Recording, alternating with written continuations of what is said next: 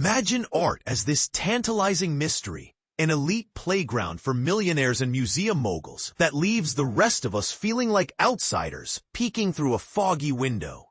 But what if I told you that a few well-chosen books could shatter that illusion, inviting you into a realm of creativity that's as bizarre and brilliant as it is welcoming?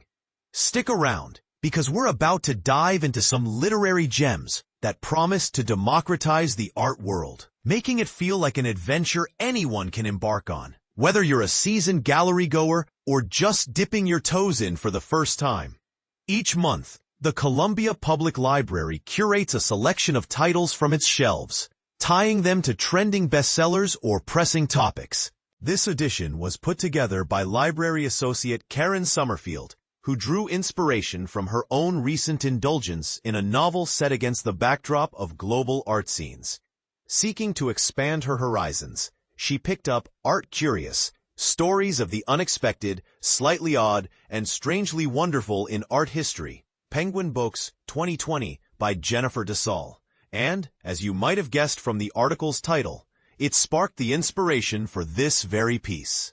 Prior to cracking open its pages, her understanding of the art landscape was skewed by visions of sky-high auction prices, VIP gallery openings, and patrons with deep pockets. It all seemed remote, enigmatic, and somewhat intimidating. So, she polled her coworkers on their sentiments toward art, museums, and the broader art scene. Responses echoed a common refrain: it feels too complex to grasp. Galleries are scary, intimidating places, and they're reserved for rich art aficionados. If that resonates with you, get ready for a revelation. Artcurious flipped the script for me, and it might just do the same for you too.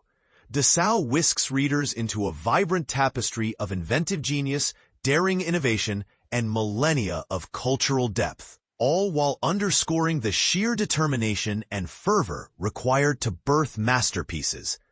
By venturing into the quirky, unforeseen, and downright amusing nooks of art's past, the book demonstrates that creativity isn't an exclusive domain. It's open to anyone with even a spark of interest. And this is the part most people miss. Art isn't just about appreciating beauty. It's about embracing the human stories behind the canvases. For a peek behind the curtain of today's art ecosystem, 7 Days in the Art World, W. W. Norton, 2009, by Sarah Thornton, is your ticket. It escorts you through the inner workings of modern art, from the adrenaline-fueled drama of a Christie's auction to the international spectacle of the Venice Biennale, a massive event where countries showcase their artists in pavilions, fostering global dialogue and competition, and even the tense critiques in art school studios. Through candid interviews and on-the-ground journalism, Thornton uncovers the personalities, political maneuvers, and peculiar customs that give the art world its distinctive flavor. Clever, engaging, and brimming with insider tidbits, it's an ideal read for novices or those already knee-deep in contemporary art trends. Beginners, think of it as a guided tour that explains why those high-stakes auctions aren't just about money. They're about power, prestige, and the thrill of discovery.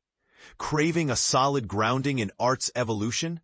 A new way of seeing the history of art in 57 works, Thames and Hudson, 2019, delivers with stunning visuals and fascinating trivia on each featured artwork.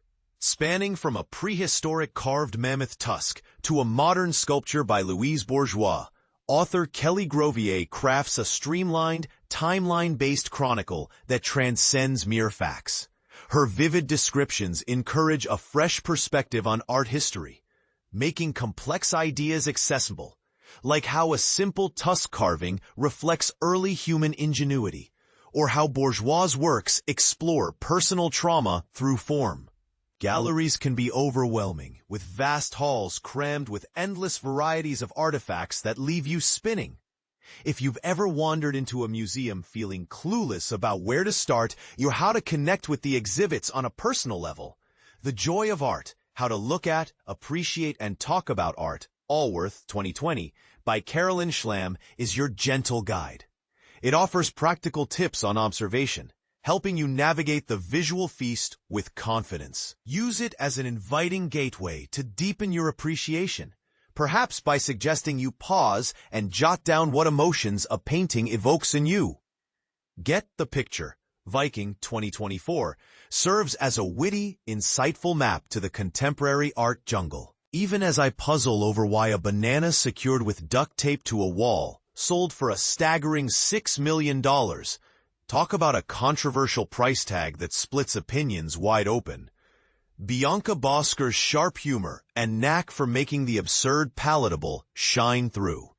She roams artists' workshops, exhibition spaces, and the eccentric rites of the art community, delivering an enjoyable, bite-sized intro to the edgy, confounding, and enchantingly strange facets of modern creativity. But here's where it gets controversial.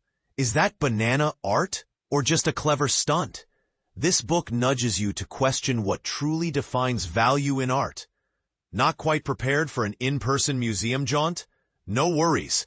Our library's vast collection can transport that experience right to your living room. Volumes on museums, creators, and diverse artistic styles let you virtually stroll through halls. Kick off with The Nelson Atkins Museum of Art, A History, University of Missouri Press 2020, by Christy C. Wolferman, a riveting tale of this Kansas City institution's founding in 1933, spotlighting the key figures, milestones, and visions that shaped it. Accompanied by 100 photos, it vividly depicts both the art treasures and the building's architectural allure, almost like flipping through a visual diary. Dreaming of a Parisian escapade but stuck at home?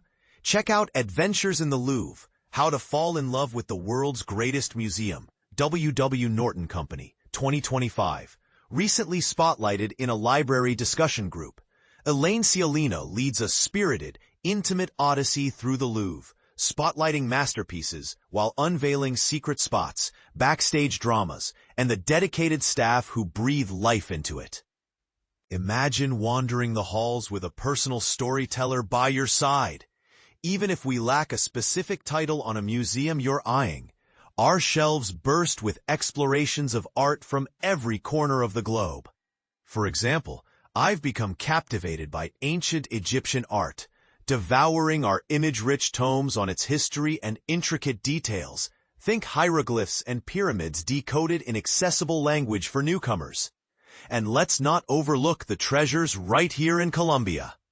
The University of Missouri Museum of Art and Archaeology, the State Historical Society, and the Boone County Culture Center boast local exhibits and narratives begging for exploration, from prehistoric artifacts to contemporary installations.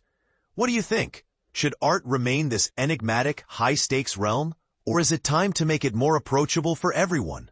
Do those multi-million-dollar pieces, like the infamous banana, represent genius or just hype? Share your takes in the comments. I'd love to hear agreements, disagreements, or even your own art world anecdotes.